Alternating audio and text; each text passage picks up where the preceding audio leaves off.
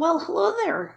Welcome to a very special little secret video that's just for us. So I have a bunch of ideas that don't really make sense to put on my channel, things that are more unscripted, that aren't video essays or critiques, things that I feel would kind of dampen my brand or just wouldn't do very well algorithmically. So I figure, why not put them here? These are videos that are going to be very niche and very specific and that very few people will actually care about. But I figure, if you care enough about me to subscribe to my Patreon, you probably want to hear that sort of thing. So, let's try it out, shall we? So I love Star Trek, as is probably evident. And something that's been bouncing around in the back of my head for a while is, if Alex Kurtzman came up to me and said, Kyle, I really need your help to fix Star Trek, I've messed it all up, what would I do? What would my pitch be for a Star Trek show? What would Kyle's ideal Star Trek show look like? Mind, this is just a rough draft. I've got a couple notes about it, but I've never written a show before. This is just a sort of brief outline of what the show would be, what I would do, what the concept is, who some of the main characters would be. And also, I'm very bad at names, so just keep that in mind. So, the show is Star Trek Ambassador. The name will make sense in a second. The general idea is that the USS Ambassador is a ship that specialises in first contact and negotiation with other races. So it's like the top of the line Federation ship. It's really fancy. I'm picturing like white walls with wooden inlays and gold trims everywhere. It's really shiny because it's supposed to be a ship that hosts envoys and ambassadors and that sort of thing. And on the ship there's these big rooms for negotiations, there's big tables to sit along, there's these lovely like lounges where all the ambassadors can hang out. The basis for this show is less space exploration and more space politics. Because, what do? You need a new angle on this. You can't just keep making the same show over and over again. That's what they did with Next Generation, and then with Voyager, and then with Enterprise, and then with Strange New Worlds. Those are all shows about space exploration, and that's fine.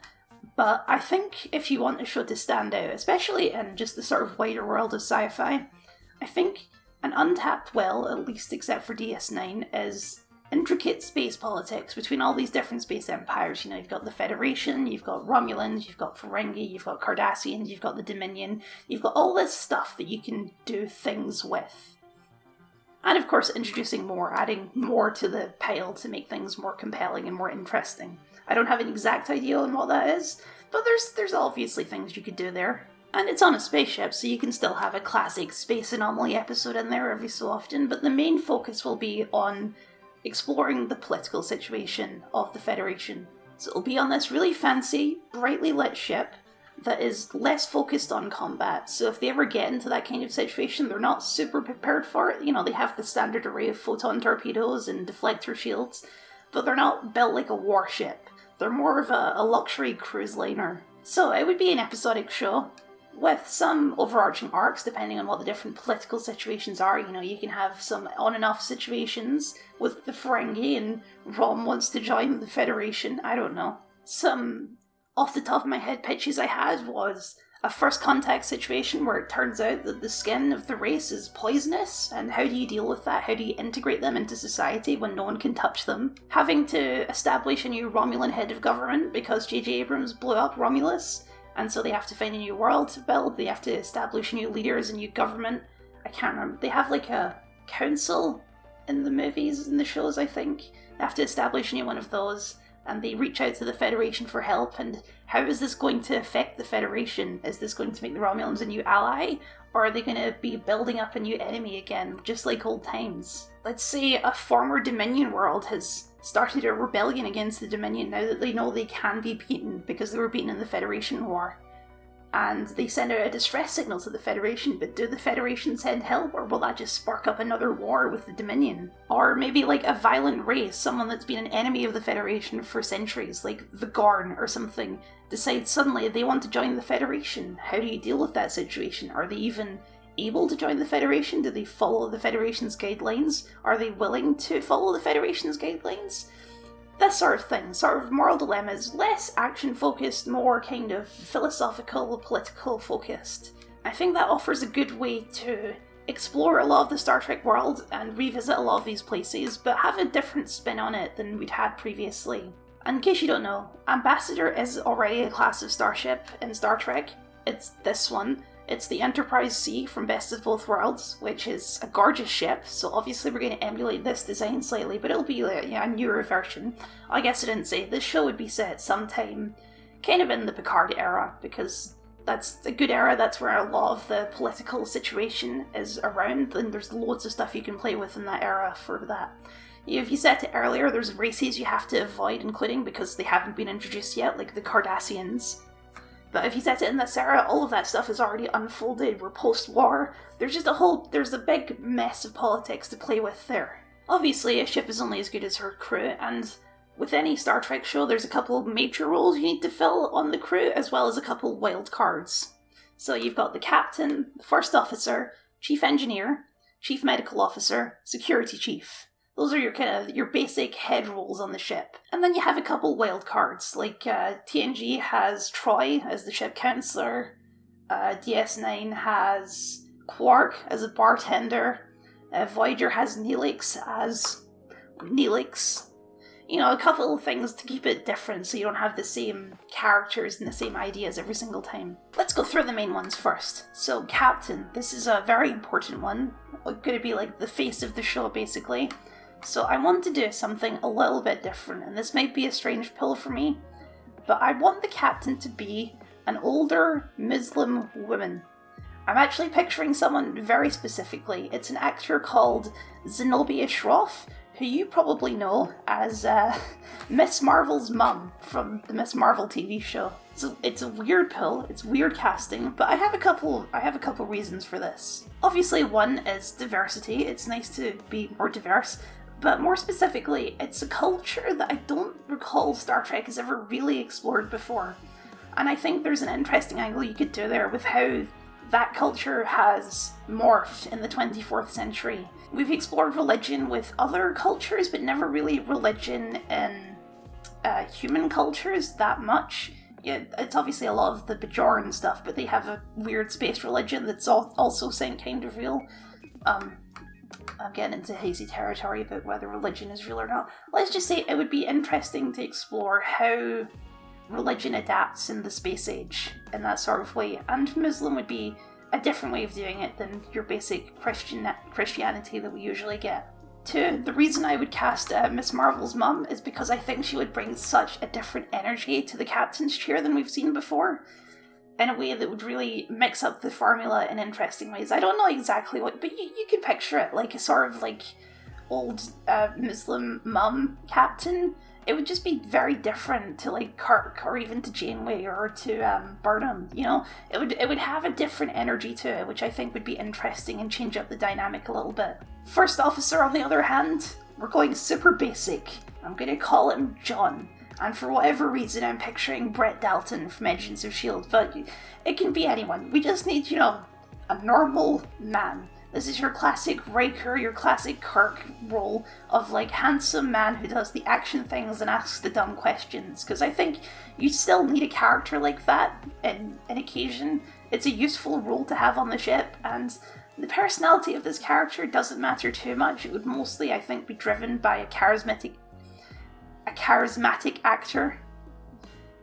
You can tell I'm not super used to it. We're going to leave more of these outtakes in this one because, this is for the true fans. So you get to see that I actually can't speak very well in front of camera. It's all just a ruse. But yeah, First Officer John, basic normal man. This is he could be a fan favourite, but it would be entirely dependent on casting. He's not a character that I'm super invested in, let's say.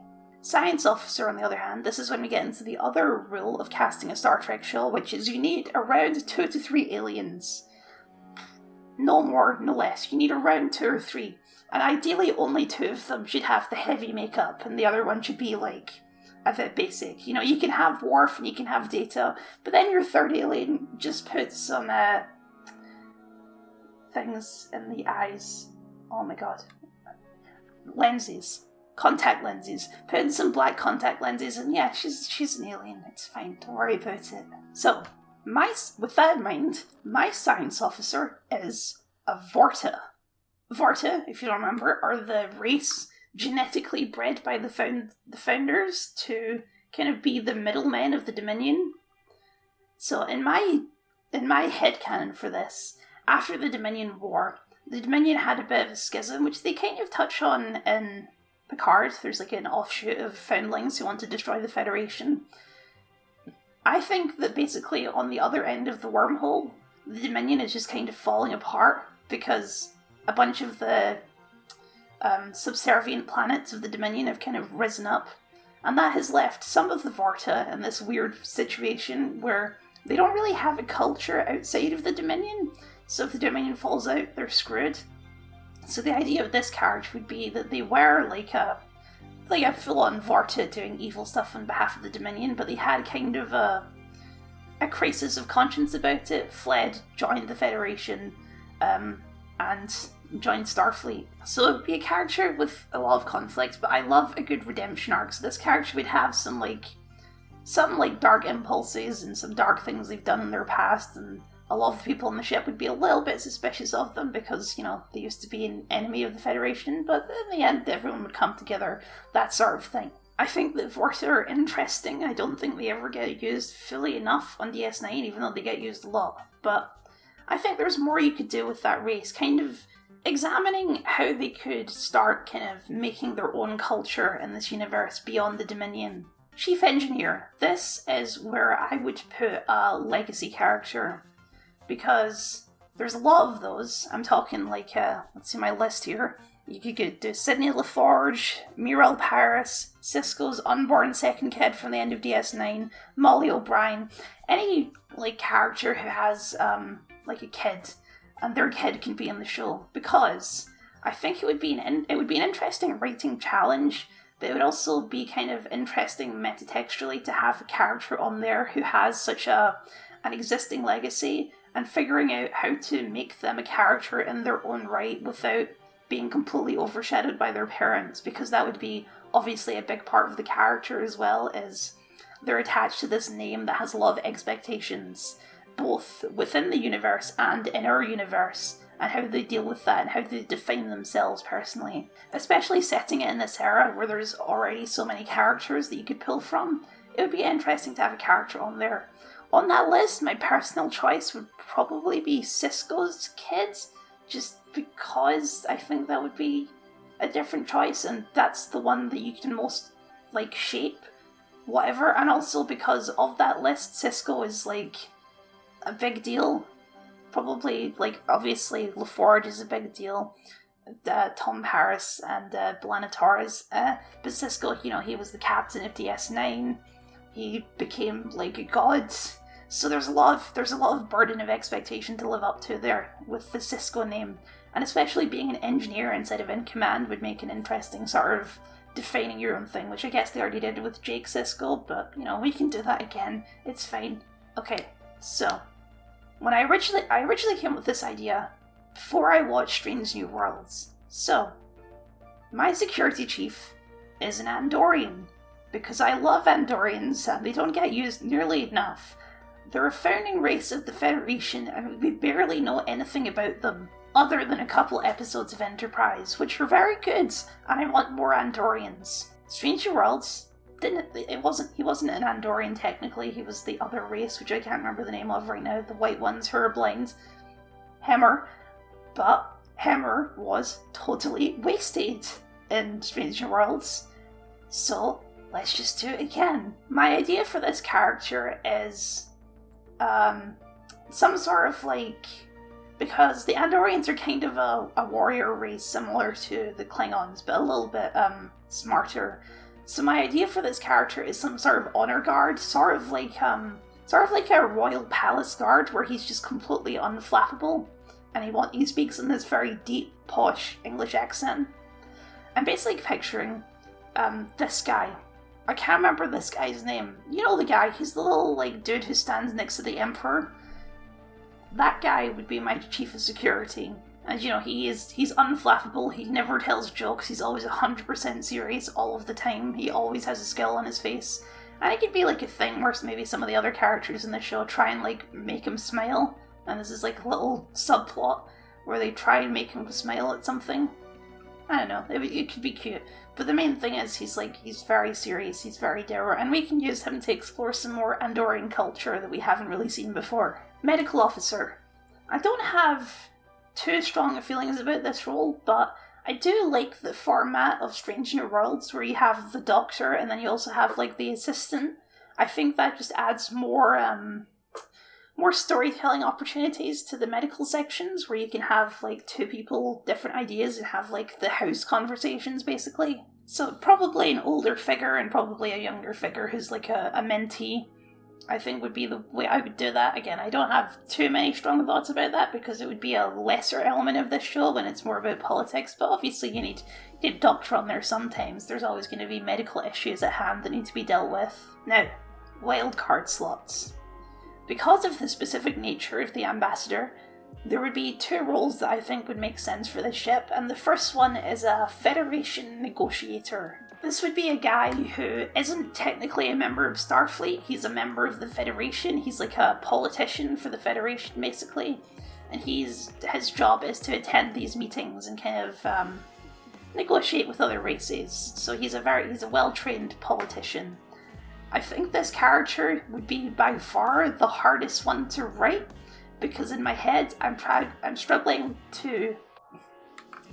There would have to be a line between, like, asshole politician and actually likeable character, and I'm not sure how to thread that line properly. I know there's a way to do it, I've seen it before. I think you would have to cast someone really charismatic in this role who can properly sell this idea. You know, I'm picturing someone who's like very, very for the Federation, very by the book, not much of a fighter at all, will like run at the first opportunity, but is still, you know, charming enough and still brings something interesting to the greater dynamic of the show. And then finally, the last role would be a chef. That's right, I'm bringing back Neelix. No, it would be more of a Guinan-like role, because I think that's interesting. Basically, okay, in the High Republic books, there's a really, really old Jedi, like 1,000 years old, called Porter Engle. And he used to be this great, glorious warrior of legend. But in the current day of the books, he's just a big, fat cook who's really nice and friendly and offers sage wisdom, and we're basically going to steal that character entirely for this chef character. The idea being that since this is a ship for emissaries and things like that, they would need someone to prepare nice meals better than like just a regular old replicator. So he would prepare custom meals of like different cultures to present the Federation, and he's also not a member of Starfleet, he's just hired because, you know, he's one of the best chefs we've got. Race of this character, I'm kind of picturing this could be an alien. I'm picturing kind of a Tellarite, but I don't know if a Tellarite would really work, and that's a lot of makeup and they look kind of weird.